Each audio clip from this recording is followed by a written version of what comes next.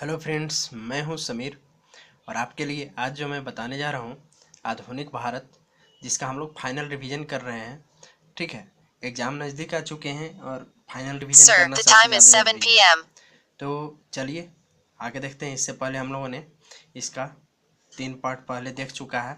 जो नए हैं इस चैनल पर, उनसे रिक्वेस्ट है कि आप पहले सब्सक्राइब कर लीजिए चैनल को। देखिए, जब जहाँ आप वीडियो प्ले कर रहे होंगे उसके जस्ट नीचे यहाँ सब्सक्राइब लिखा होगा, बस एक बार इस पर क्लिक कर देना है। इससे आप इस चैनल के मेंबर बन जाएंगे और जैसे ही आप नया वीडियो मैं यहाँ इस चैनल पर डालूँगा, वैसे ही आपको मोबाइल में यहाँ पर नोटिफिकेशन शुरू करने लगेगा कि नया वीडियो आ चुका है, आप देख सकते हैं। ठीक है, चलिए आगे देखते हैं कि आधुनिक भारत में आगे क्या हुआ था। ठीक है, चलिए पहला क्वेश्चन है, प्रथम गोलमेज सम्मेलन कब हुआ था? ठीक है, तो पहला गोलमेज सम्मेलन हुआ था 12 नवंबर 1930 को। उसमें भारत के वायसराय थे लॉर्ड इरविन। ये जो गोलमेज सम्मेलन हुआ क्यों था? हुआ था कि साइमन कमीशन जब भारत आया तो कांग्रेस ने उसका ज़बरदस्त विरोध किया। उसके पीछे वजह यह था कि कांग्रेस में सभी सिर्फ अंग्रेज थे। सॉरी, साइमन कमीशन के सभी मेंबर सिर्फ अंग्रेज थे। ठीक है, इसलिए भारतीयों ने कहा कि हमारे लिए बोलते हो कि नियम बनाएंगे, कानून बनाएंगे, और इसमें हमारे ही मेंबर नहीं है, भारतीय ही नहीं है, तो फिर काहे काहे। ठीक है, तो इसलिए उन लोगों ने ज़बरदस्त, कांग्रेसियों ने इसका ज़बरदस्त विरोध किया।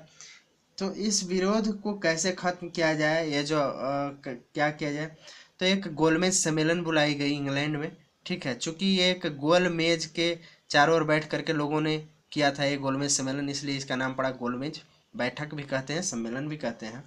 ठीक है, तो ये इसलिए गोलमेज सम्मेलन हुआ था। ठीक है, इसमें जो पहला गोलमेज सम्मेलन हुआ था, इसमें कांग्रेस की तरफ से किसी ने भाग नहीं लिया था। ठीक है, चलिए नेक्स्ट देखते हैं। द्वितीय द्वितीय गोलमेज सम्मेलन कब हुआ था? तो द्वितीय हुआ था 7 सितंबर 1931 को। उस समय कौन थे यहाँ भारत के वायसराय?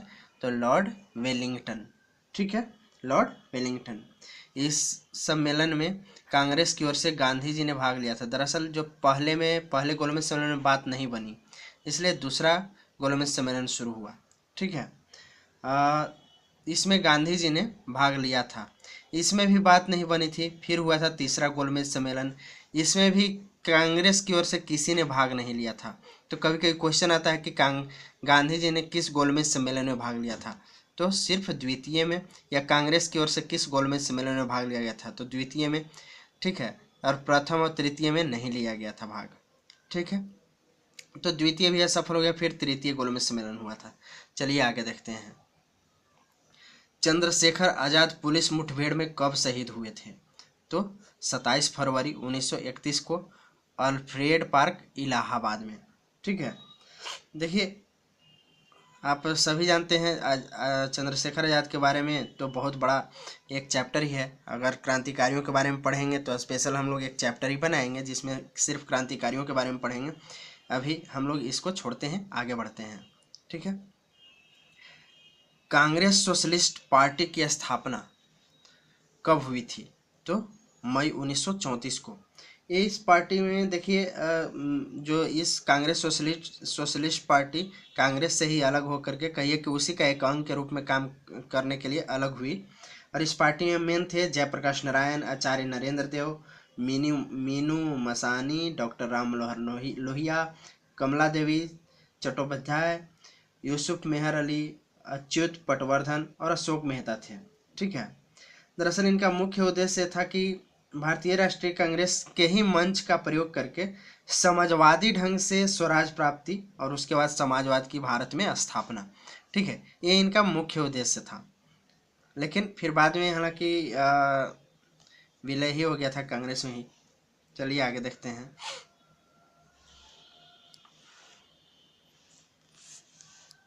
सॉरी, कांग्रेस में विलय नहीं हुआ था, ये दो भाग में अलग अलग पार्टियों में विभक्त हो गया था। ठीक है, चलिए आगे देखते हैं। जनता पार्टी वगैरह बनाया गया था। नेक्स्ट है, पंजाब के भूतपूर्व लेफ्टिनेंट गवर्नर जनरल वोडायर को गोली मारकर हत्या किसने की थी? तो उधम सिंह ने। ठीक है। कब? 13 मार्च 1940 को लंदन में। जनरल ओडायर जो जालियांवाला बाग हत्याकांड करवाया था, उन्होंने जालियांवाला बाग में जा करके वहाँ की मिट्टी उठा करके कसम खाया था उधम सिंह ने कि मैं जनरल डायर को मार करके ही दम लूँगा। और ये किसी तरह इंग्लैंड तक पहुँचते हैं। वहाँ ये एक पार्टी में जनरल ओडायर पहुँचता है, ये भी वहाँ पर पहुँचते हैं, ठीक है, और उसको गोली मार देते हैं। इनको भी इंग्लैंड में ही केस चला करके और फांसी दे दी जाती है। चलिए नेक्स्ट देखते हैं। मोहम्मद अली जिन्ना ने भारत से अलग मुस्लिम राष्ट्र पाकिस्तान की मांग कब की? तो 1940 में मुस्लिम लीग के लाहौर अधिवेशन में, ठीक है। नेक्स्ट है, आज़ाद हिंद फौज का गठन सिंगापुर में कब हुआ था? 1 सितंबर 1942 को कैप्टन मोहन सिंह के द्वारा। ध्यान दिया, सिंगापुर में कैप्टन मोहन सिंह के द्वारा, ठीक है, 1 सितंबर 1942 को। सुभाष चंद्र बोस का जन्म कब हुआ था? तो 23 जनवरी 1897 को कटक उड़ीसा में। 23 जनवरी 1897 को कटक उड़ीसा में। चलिए आगे देखते हैं।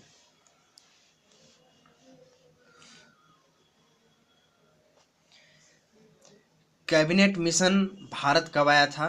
तो 24 मार्च 1946 को। एक कैबिनेट मिशन था क्या?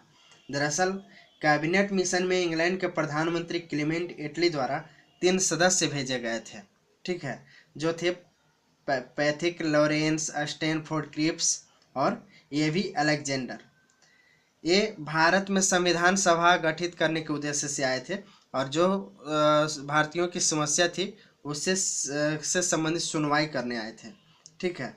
और इसमें कैबिनेट मिशन से बात करने के लिए, मतलब इन तीनों से बात करने के लिए भारत की ओर से अबुल कलाम आज़ाद को इसके लिए भेजा गया था, कांग्रेस की ओर से या कहिए भारत की ओर से, ठीक है।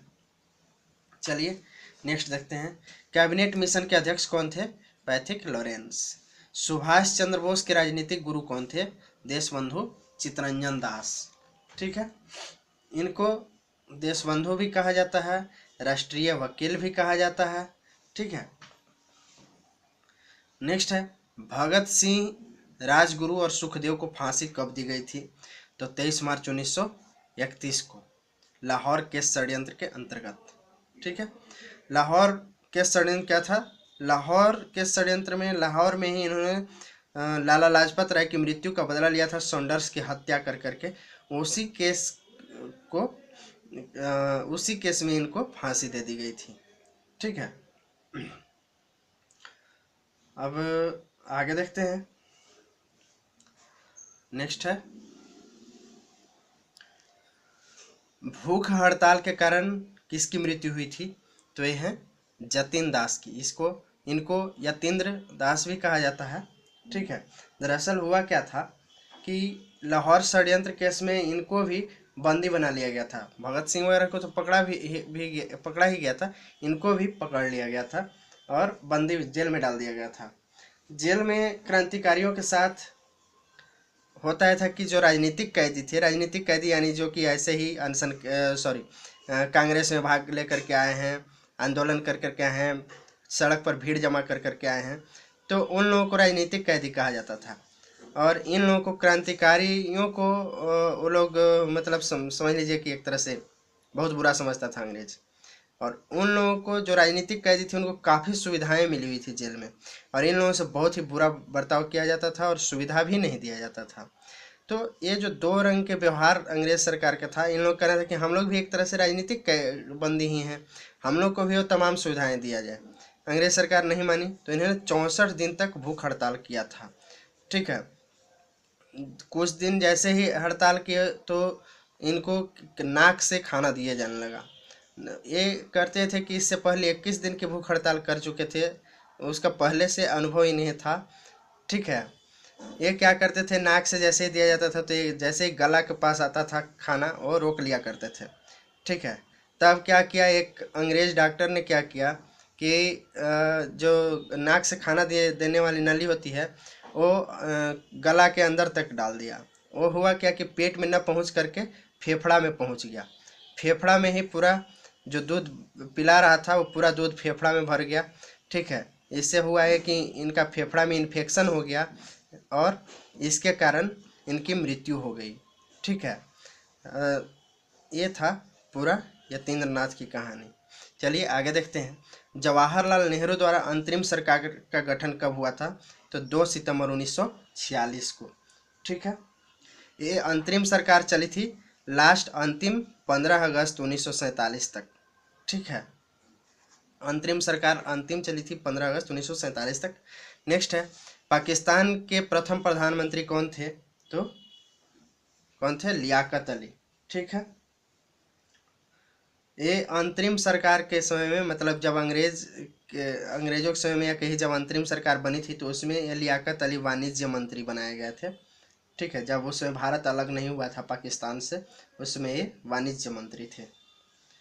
और रावलपिंडी में 1951 में इनका कत्ल कर दिया गया था, रावलपिंडी पाकिस्तान में। नेक्स्ट है, मुस्लिम लीग ने मुक्ति दिवस कब मनाया था? तो 22 दिसंबर 1939 को। नेक्स्ट है, पाकिस्तान का विचार सर्वप्रथम किसने दिया था? चौधरी रहमत अली ने। उसके आगे देखते हैं, व्यक्तिगत सत्याग्रह आंदोलन के प्रथम और द्वितीय सत्याग्रही कौन थे? तो प्रथम थे विनोबा भावे, द्वितीय थे जवाहरलाल नेहरू। ठीक है, इस जो व्यक्तिगत सत्याग्रह आंदोलन क्या था, ये इसमें शुरू इसको किया गया था गांधी जी द्वारा। इसमें किया गया था कि गांधी जी एक निश्चित आदमी को चुनते थे जो कांग्रेस में होता था, और उसे जाकर के एक निश्चित तय जगह पर भाषण देना होता था। भाषण से पहले उस प्रदेश के, उस जिले के डीएम को बता दिया जाता था कि मैं भाषण दे रहा हूँ। ठीक है, और मुझे गिरफ्तार करना है तो आकर के कर लो। ठीक है, एक यही है व्यक्तिगत सत्याग्रह। तो इसके लिए सबसे पहले गांधी जी ने चुना था विनोबा भावे को। दूसरा थे जवाहरलाल नेहरू, लेकिन इससे पहले कि इनके जेल जाने के बाद ये सत्याग्रह करते, इससे पहले ही इनको जेल में डाल दिया गया था। ठीक है, चलिए, और भी कई लोगों को इससे पहले व्यक्तिगत सत्याग्रह लोग करता, इससे पहले ही और भी कई लोगों को जेल में डाल दिया गया था, लेकिन गांधी जी इसमें नहीं, जेल में गांधी जी को नहीं डाला गया था। चलिए हम लोग नेक्स्ट देखते हैं।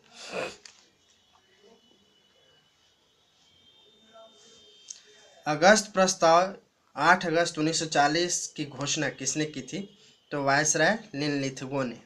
ठीक है, अगस्त प्रस्ताव था क्या? देखिए, अगस्त प्रस्ताव के जरिए ही अल्पसंख्यकों को वो तमाम अधिकार दिए गए जिसका कि अल्पसंख्यक लोग कल्पना तक नहीं की थी। अल्पसंख्यक, देखिए अल्पसंख्यक आते हैं, सिख आते हैं। ठीक है, अल्पसंख्यक में जैन आते हैं, ईसाई आते हैं। तो ये इन लोगों को एक कई अधिकार दिए गए जो शायद ही मिल पाता या राजनीति का शिकार हो जाता। तो अगस्त प्रस्ताव में ये चीज़ किया गया। ठीक है, इसी अगस्त प्रस्ताव में यह भी कहा गया कि भारत के लिए एक संविधान होना चाहिए। पहली बार इसी प्रस्ताव में कहा गया था कि भारत के लिए एक संविधान होनी चाहिए। चलिए आगे देखते हैं। राज्य हड़प नीति यानी डॉक्ट्रिन ऑफ लैप्स किसकी थी?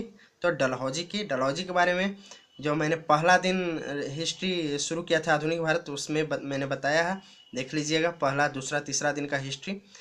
ठीक है, नेक्स्ट है, सहायक संधि किसने शुरू की? तो वेलेजली ने। इसे भी मैंने बताया है फर्स्ट सेकेंड डे में। नेक्स्ट देखते हैं। नेक्स्ट है, रिपन को भारत के उद्धारक की उपाधि किसने दी थी? फ्लोरेंस नाइटिंगेल ने। नेक्स्ट है, गांधी जी ने किस आंदोलन में करो या मरो का नारा दिया था? तो भारत छोड़ो आंदोलन में। ठीक है, नेक्स्ट है, भारत सरकार अधिनियम कब पास किया गया? तो 1935 में। ध्यान दीजिए कि ये जो भारत सरकार अधिनियम 1935 काफ़ी लंबा चौड़ा था, तो और कुछ हद तक इसमें अच्छाइयाँ थी और कुछ बुराइयाँ भी थी। तो हमारा जो वर्तमान में संविधान है, उस 1935 अधिनियम से मैक्सिमम चीज़ प्रभावित है। ये क्वेश्चन भी पूछता है एग्जाम में कि हमारा संविधान भारत सरकार अधिनियम के किस हिस्से से सबसे ज़्यादा प्रभावित है? तो 1935 से। आधा संविधान समझ सकते हैं कि इसी से लिख दिया गया है। ठीक है, और इसीलिए आज भी तमाम सिस्टम वास्तव में अंग्रेज जिस तरह से चलाते थे, तमाम सिस्टम वास्तव में उसी तरह से है, ठीक है। चाहे वो पुलिस विभाग हो, पुलिस की भर्ती हो, या फिर शासन करने का, यहाँ तक कि जो देखते हैं ब्लॉक जिला कैटेगरी किया हुआ, ये सारा व्यवस्था ब्रिटिश सरकार का किया हुआ है। भारतीयों ने सिर्फ लूटने का काम किया है। अगर आप लोगों को अगर इस चीज़ बुरा लगता हो तो फ्रेंड्स माफ़ कीजिएगा, लेकिन हकीकत ये है कि जल्द ही एक मैं किताब लिखूंगा जिसमें ये रहेगा कि भारतीयों ने भारत के लिए क्या किया और अंग्रेज़ों ने भारत के लिए क्या किया था, ठीक है। तो उसमें ये चीज़ रहेगा, आप खुद देखेंगे कि अंग्रेज़ों ने शायद ही कुछ बहुत बुरा किया। वास्तव में हम लोग सिर्फ या कहिए कांग्रेसियों ने हमेशा ये साबित सिर्फ करने में लगा रहा, बेकार में भी जो उन्होंने अच्छा किया उसको भी बेवजह साबित किया, अंग्रेज़ों को बुरा साबित करने वाला कि ये नहीं, ऐसा नहीं है। जैसे भारत में ट्रेन ही शुरू की तो लोगों ने कांग्रेसियों ने कहना शुरू किया कि नहीं, ये अपना साम्राज्य को फैलाने के लिए ऐसा कर रहा है, जबकि वास्तव में भारतीय भी उसमें यात्रा करते थे, ठीक है। तो खैर इस पर चर्चा करेंगे, इस पर विवाद हो सकती है बहुत सारे, तो छोड़िए, जो भी हैं जैसे भी है, हमारा देश अच्छा है, बेहतर है और सबसे बेहतर है। तो थैंक यू फ्रेंड्स। अगर आप कमेंट करना चाहें तो नीचे कमेंट बॉक्स में, आप यूट्यूब जहां देख रहे होंगे यूट्यूब में आप जैसे ही स्क्रॉल करेंगे सबसे नीचे एकदम चलते जाना है, नीचे में कमेंट बॉक्स होगा, उसमें आप कमेंट कर सकते हैं, ठीक है। चलिए, थैंक यू।